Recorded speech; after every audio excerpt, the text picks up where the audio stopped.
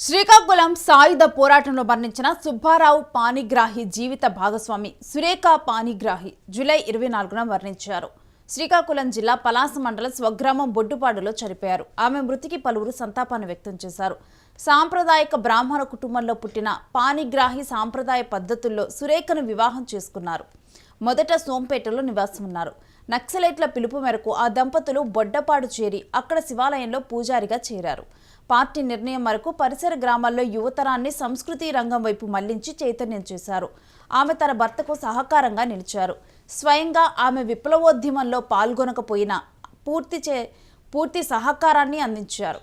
ఆమె పీడిత ప్రజల్ని ప్రేమించింది.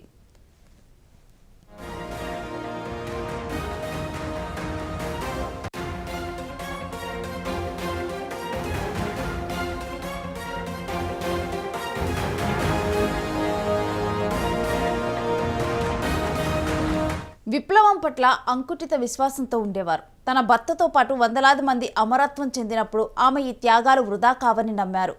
ఆమెకు పరామర్శకు వెళ్లిన నాయకులు కార్యకర్తలతో మాట్లాడేటప్పుడు విప్లవం పట్ల చెక్కుచెదరని విశ్వాసం ప్రకటించేది. ఆమె విప్లవోద్యమంలో నేరుగా పాల్గొనకపోయినా తన వంతు పాత్రను పోషించారు. పాణిగ్రాహి తీసుకున్న రాజకీయ సైద్ధాంతిక పోరాట పంథాను కొనసాగించారు అని అన్నారు.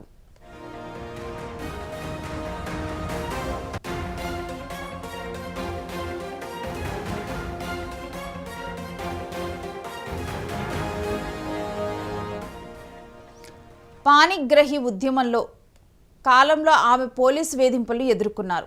అయినా తన భర్త పట్ల ఆయన నమ్మిన విప్లవం పట్ల నమ్మకం సడలకుండా ఉండేవారు. సురేఖ పాణిగ్రాహి అనేక కష్టాలు ఎదుర్కొన్నారు.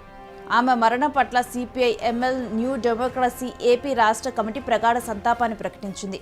ఆమె చివరి జీవితంలో ప్రేమతో సేవాభావంతో పోషించిన నిరంజన్ కుటుంబానికి ప్రగాఢ సానుభూతి తెలియజేసింది.